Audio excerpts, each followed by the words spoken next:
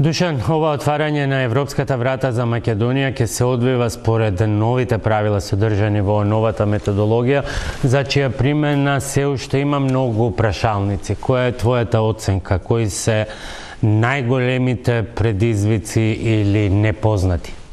Najpre, najveća nepoznanica u ovom trenutku jeste kada ćemo moći da se vratimo normalnom funkcionisanju života, normalnom političkom i tehničkom funkcionisanju procesa proširenja.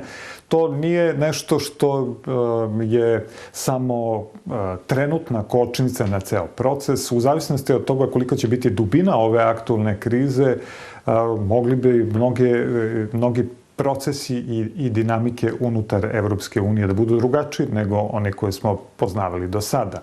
Ali bez obzira na to, druga glavna najveća nepoznanica jeste zapravo kolika je istinska politička volja zemalja članica da se u tom procesu napreduje. Videli smo da je ovoj pozitivnoj odluci i ovom ohrabrenju koje je upućeno pre svega Skoplju i Tirani, ali i celom Balkanu, prethodio jedan dug i mukotrpan period postizanja kompromisa koji je pokazao zaista da ovo pitanje nije nešto oko čega se zemlje članice mogu lako složiti. Šta će biti sada dalje sa sledećim korakom? To će biti test ove političke volje. Ono što je važno za Makedoniju, Albaniju i druge zemlje na Balkanu da pravilno shvate prirodu protivljenja koje je u ovom trenutku najviše izražavala Francuska i Holandija. U slučaju Francuske posebno vidimo da tu nije reč o protivljenju prijema zemalja Zapadnog Balkana samo iz nekih takozvanih populističkih i desničarskih krugova. Vidimo da zapravo oni koji se smatraju proevropskim političarima se protive proširenju. Često reklo bi se kao takvom i vidimo da predsjednik Macron, iako je pristao na ovaj korak, iako je pristao na novu metodologiju koju je Francuska inicirala, zapravo i dalje sve ovo vreme o kojem se o tome odlučivalo šalje kontradiktorne signale o tome da li je proširenje uopšte dobra stvar i da li, uprkos tome što će sada biti otvoreni pregovori sa Albanijom i Makedonijom, prijem treba da bude jedina politika koju Evropska unija ima prema zemljama Zapadnog Balkana. Zato bi verovatno i Makedonija i drugi na Balkanu trebalo da razmisle na koji način da ovu vrstu protivljenja, na koji način da odgovore, jer se, bar u Francuskoj ili na nekim drugim mestima, očigledno, pored drugih tradicionalnih razloga protiv prijema i daljeg proširenja, to smatra kao nešto što zapravo ne bi ojačalo, već bi oslabilo Evropsku uniju, da bi prijem 6 sutra potencijalno zemalja koje su siromašne i sa nesigurnim demokratijama zapravo bilo dodatno slabljenje Evropske unije. Zato na Balkanu bismo učinili dobru uslugu sebi ako bismo bili u stanju da se predstavimo kao neko ko je zapravo saveznik onih koji žele jaču Evropsku uniju i da bi u tom smislu mogli da doprinesemo, a da Evropu ne vidimo samo kao bankomat i u kojem se posle trenutka pristupanja političke elite mogu da rade šta hoće i da zapravo odustanu od mnogih kriterijuma, uključujući i osnovne principe demokratije koji su bili neophodni za članstvo. Francuska je pristala, Pariz je pristao u ovom trenutku na ovaj korak i na otvaranje pregovora i verujem da je jedna od ključnih stvari u stvari bila ta poruka o reverzibilnosti koja se nalazi u novoj metodologiji, bez obzira što je ona zapravo već bila ugrađena samo pod drugačijim imenom, da tako kažem, i u metodologiju po kojoj pregovara i Srbija i Crna Gora. Mislim da Pariz to čita kao mogućnost da u jednom trenutku kasnije se prosto usprotivi konačnom prijemu neke od zemalja koje pregovaraju, pozivajući se na stavku o reverzibilnosti, pozivajući se na taj dokument, dakle da spreči da te stvari idu po automatizmu ako iz političkih ili objektivnih razloga bude smatrao da taj proces kasnije treba ponovo da zakoči. Со досегашното искуство во преговорите на Србија и Црна Гора, кои одат според другите правила, што ќе биде различно или да бидам попрецизен, полесно или покомплицирано во преговарачкиот процес што треба да го почне Македонија?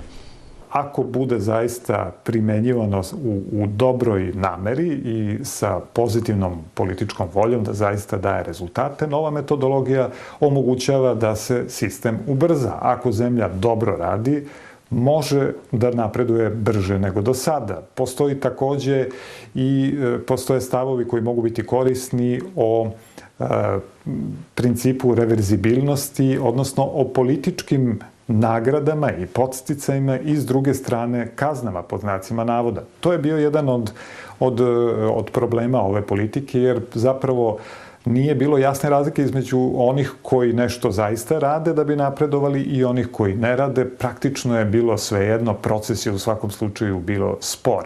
Vidjeli smo kao posljedicu toga da u Srbiji i Crnoj Gori zapravo političke elite sve manje pažnje daju tom procesu, sve manje su spremne da ulažu svoj politički kapital na kartu Evropske unije, jer očigledno ne veruju da je to nešto što je politički profitabilno. Naprotiv, vidimo da je šamaranje Evropske unije praktično u svakoj prilici, pa i ovoj sada sa koronavirusom, postao manir za koji se očigledno veruje da donosi političke poene. Postoje i drugi korisni elementi u smislu dedramatizacije, odnosno postepenog pristupanja kroz neke sektorske politike. Dakle, da bi taj moment pristupanja zemalja Zapadnog Balkana postao manje problematičan iz perspektive zemalja članica, on omogućava da se zemlje priključuju kroz određene sektore u kojima ostvaruju napredak. To sve naravno treba tek testirati u praksi i videti da li će to zaista dovesti do suštinskog napretka i do bržeg kretanja u ovom procesu. Evo, mogu da podsjetim kako je to izgledalo u slučaju Srbije. Od trenutka kad je Evropski savet doneo odluku da otvori pregovore sa Srbijom, do prve međuvladine konferencije prošlo je 7 meseci, a do otvaranja prvih poglavlja prošlo je 2,5 godine. Nadam se zaista da u slučaju Makedonije neće morati da se čeka tamo na otvaranje prvih poglavlja do 2020. Odnosno do 2022. do prvih poglavlja ili do prvih klastera poglavlja, kako je po novoj metodologiji. Dušan, i ono što je najaktuelno srede pandemijata со COVID-19, очите им на Скопје, но и на Белград, како впрочем и на другите престолнини во регионот, се свртени кон Брисел и помошта што се очекува од таму. Деновиве слушнавме одредени конкретни суми на пари и ветувања. Каква е твојата проценка? Кога навистина може да се очекува оваа помош, бидејќи знаеме дека честопати ветувањата на Брисел, особено за конкретна помош, знаат и тоа како да заглават во сложените административни лавиринти и процедури. Kad je reč o direktnoj pomoći zemljama Zapadnog Balkana, i tu se situacija ubrzava. Vidimo da je doneta odluka o preusmeravanju nekih sredstava koje su bile kanalisane prema regionu kroz IPA predpristupne fondove. Govori se o nekih 370 miliona eura koje će biti na raspolaganju zemljama Balkana. Ne znam tačno koliki je od toga iznos za Severnu Makedoniju, ali u slučaju Srbije reakcija je bila posle nekih oštrih kritika vrlo brza. Stigla je i konkretna pomoć u opremi. 15 miliona eura je odvojeno za medicinske potrebe, ali i mogućnost da se nepotrošene i druga sredstva iz IPA fondova koriste za saniranje ekonomskih posledica. Takođe, ono što je vrlo važno je da su zemlje članice odlučile da formiraju zajednički medicinski fond medicinske opreme na evropskom nivou, iz koji će se onda koristiti stvari prema potrebama u datom trenutku. I činjenica je da zemlje koje su u procesu pristupanja, dakle zemlje koje pregovaraju, su u tom slučaju i na Balkanu tretirane kao i zemlje članice. Dakle, eto dobre vesti i za Makedoniju. Makedonija je od sada pristupajuća zemlja i samim tim u korišćenju Evropskog fonda medicinske opreme ima tretman kao i bila koja druga zemlja članica.